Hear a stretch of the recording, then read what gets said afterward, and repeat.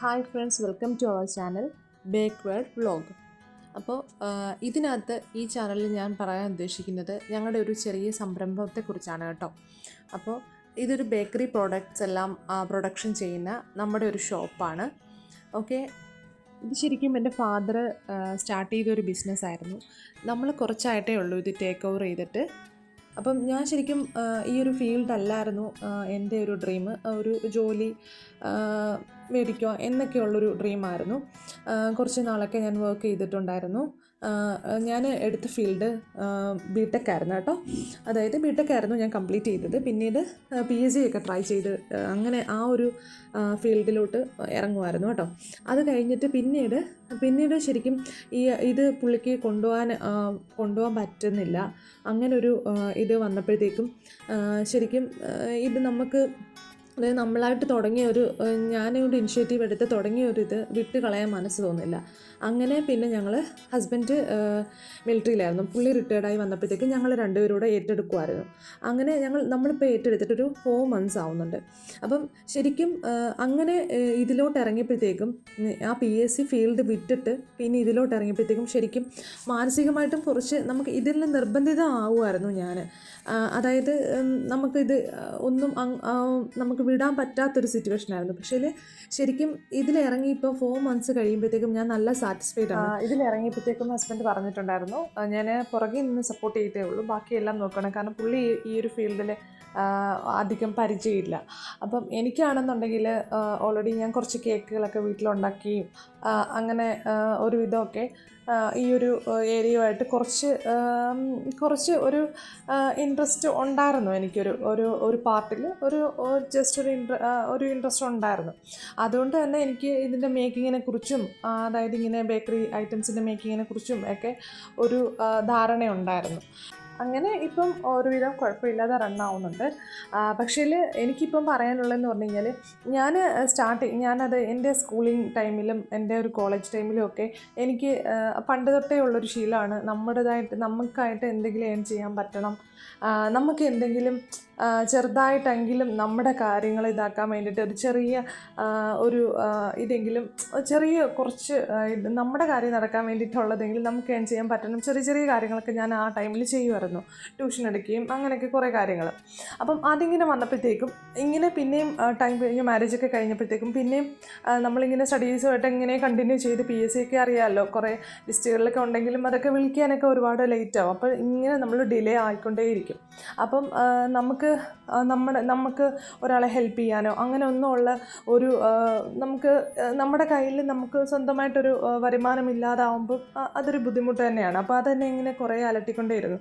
അപ്പോൾ ഇതിൽ ഞാൻ ഇറങ്ങിയപ്പോഴത്തേക്കും എനിക്ക് ശരിക്കും ഞാൻ സാറ്റിസ്ഫൈഡ് ആവാനുള്ള റീസൺ എനിക്ക് കസ്റ്റമേഴ്സുമായിട്ട് നന്നായിട്ട് ഇൻട്രാക്ട് ചെയ്യാനും പലരെയും കാണുമ്പം പലരോടും അവർക്ക് നല്ല ഇത് നമുക്ക് നന്നായിട്ട് കൊടുക്കാൻ പറ്റുമ്പോൾ കേക്കുകളൊക്കെ നമ്മൾ കസ്റ്റമൈസ് ചെയ്യാൻ തുടങ്ങി. അപ്പം അങ്ങനെ കസ്റ്റമൈസ്ഡ് ആയിട്ടുള്ളത് കേട്ടിട്ട് അവർ റിവ്യൂ ഒക്കെ കേൾക്കുമ്പോഴത്തേക്ക് നമുക്ക് ശരിക്കും പറഞ്ഞാൽ വളരെ സന്തോഷമാണ്. അങ്ങനെ ഫുഡായാലും അങ്ങനെയൊക്കെ നമ്മൾ കൊടുക്കുമ്പോഴത്തേക്കും നമുക്ക് ശരിക്കും വളരെ സന്തോഷമാണ്. അതുപോലെ നമ്മുടെ സ്റ്റാഫ് ഇത്രയും സ്റ്റാഫിന് നമുക്ക് ജോലി കൊടുക്കുമ്പോൾ അതും അവർക്ക് ഒരു വരുമാന മാർഗമല്ലേ.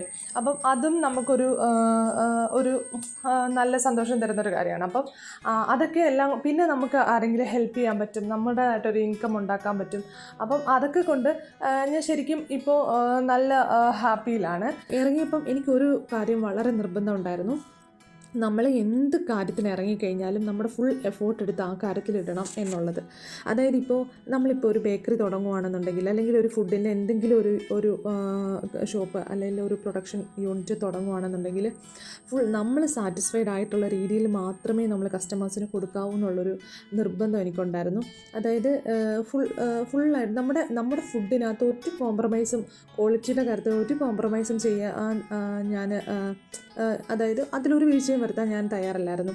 അതുകൊണ്ട് തന്നെ ഞാൻ നമ്മുടെ സ്റ്റാഫിനോടും പറഞ്ഞിട്ടുണ്ട്, എനിക്ക് എത്ര നഷ്ടമാണെങ്കിലും പ്രശ്നമില്ല, ഒഴിവാക്കുക തന്നെ ചെയ്യണം.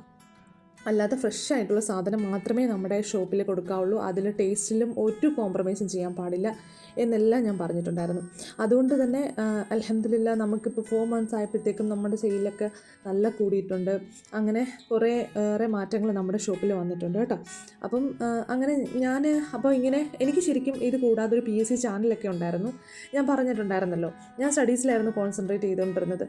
പക്ഷേ ആത്മാർത്ഥതയില്ലാതെ നമ്മൾ ഒരു ചാനൽ തുടങ്ങുന്നതുകൊണ്ട് കാര്യമില്ലല്ലോ. അതുകൊണ്ട് തന്നെ ഞാൻ ആ ചാനൽ ഡ്രോപ്പ് ചെയ്തു.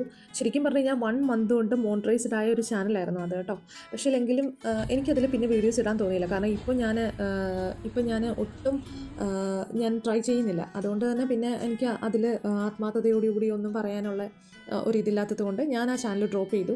അപ്പോൾ നെക്സ്റ്റ് ഞാൻ ഇപ്പം ഞാൻ നിൽക്കുന്ന ഒരു ഫീൽഡായ ഇതാണ് എനിക്ക് ഇങ്ങനെ ചെയ്യാനാണ് തോന്നിയത്. അതുകൊണ്ടാണ് ഞാൻ ഈ ചാനലിലൂടെ നമ്മുടെ പ്രൊഡക്ഷൻസ് ഞങ്ങൾ എങ്ങനെയാണ് ഈ ബിസിനസ്സിൽ ഈ 4 മന്ത്സ് ആയിട്ട് നമുക്ക് നേരിട്ട പ്രശ്നങ്ങൾ, ഇതിനകത്ത് നമ്മൾ ഓവർകം ചെയ്ത് വന്നത്, സെയിൽ കൂടാനുള്ള റീസൺസ്, അപ്പം എല്ലാം നമ്മൾ നെക്സ്റ്റ് വീഡിയോയിൽ ഞാൻ അപ്ലോഡ് ചെയ്യും. ഓക്കെ. അപ്പം അതുപോലെ തന്നെ ഓരോരോ പ്രൊഡക്ഷൻസ് നമ്മൾ ഉണ്ടാക്കുന്ന ഓരോ ഐറ്റത്തിൻ്റെ പ്രൊഡക്ഷൻസ് അതെല്ലാം, ഇത് കൂടാതെ ബേക്കറി ഐറ്റംസ് കൂടാതെ നമ്മൾ ബ്രോസ്റ്റഡ്, അതായത് ഫ്രൈഡ് ചിക്കൻ്റെ ഇതെല്ലാം നമ്മൾ ഇൻട്രൊഡ്യൂസ് ചെയ്തു. പിന്നെ അങ്ങനെ കുറേ ഐറ്റംസ് എല്ലാം ഇൻട്രൊഡ്യൂസ് ചെയ്തു. പിസ്സ, അങ്ങനെയെല്ലാം കുറേ ഐറ്റംസ് എല്ലാം ഇൻട്രൊഡ്യൂസ് ചെയ്തു. പിന്നെ നമ്മൾ എന്ത് ചെയ്താലും നമ്മൾ നോക്കുന്നത് മറ്റുള്ളവർക്ക് നിന്ന് എന്ത് വ്യത്യസ്തമായിട്ട് നമ്മുടെ ഷോപ്പിൽ കൊണ്ടുവരാൻ പറ്റുമെന്നാണ് നമ്മൾ നോക്കുന്നത്. അതുകൊണ്ട് തന്നെ ഫ്രൈഡ് ചിക്കൻ ആയാലും പിസ്സ ആയാലും മോമോസ് ആയാലും എല്ലാം കൊണ്ടുവന്നപ്പോഴത്തേക്കും പെട്ടെന്ന് നമുക്ക് സെയിൽ കൂടുന്നതിന് കാരണം നമ്മൾ മറ്റുള്ളവർക്ക് നിന്ന് വ്യത്യസ്തമാകുന്നതുകൊണ്ടാണ്. അപ്പം അങ്ങനെയുള്ള വീഡിയോസ് എന്താണ് നമ്മൾ കൊണ്ടുവന്നത് എന്നൊക്കെയുള്ള കാര്യങ്ങൾ നെക്സ്റ്റ് വീഡിയോസിൽ നമ്മൾ പറയുന്നതായിരിക്കും. പിന്നെ ഇതുപോലുള്ള മേക്കിംഗ് വീഡിയോസ് എല്ലാം, അതായത് കുക്ക് ചെയ്യുന്ന കാര്യങ്ങളുടെ വീഡിയോസും എല്ലാം നമ്മൾ ഈ ചാനലിലൂടെ ഷെയർ ചെയ്യുന്നതായിരിക്കും. നിങ്ങൾക്ക് ഈ ചാനൽ ഇഷ്ടമായെങ്കിൽ പ്ലീസ് എല്ലാവരും ഒന്ന് സബ്സ്ക്രൈബ് ചെയ്യുക. അപ്പോൾ നോട്ടിഫിക്കേഷനിലൊന്ന് ഓൺ ചെയ്ത് വെച്ചേക്കുക. അപ്പോൾ ഞാനിടുന്ന വീഡിയോസ് എല്ലാം അപ്പം തന്നെ നിങ്ങൾക്ക് കിട്ടുന്നതായിരിക്കും. പിന്നെ എല്ലാവരും പ്ലീസ് നിങ്ങളുടെ ഫ്രണ്ട്സിനൊക്കെ ഒന്ന് ഷെയർ ചെയ്ത് കൊടുക്കുക. നിങ്ങളൊന്ന് സപ്പോർട്ട് ചെയ്തേക്കുക കേട്ടോ. ഇഷ്ടമായെങ്കിൽ പ്ലീസ് ഒന്ന് ലൈക്ക് അടിക്കാൻ മറക്കരുത്. Okay, thank you.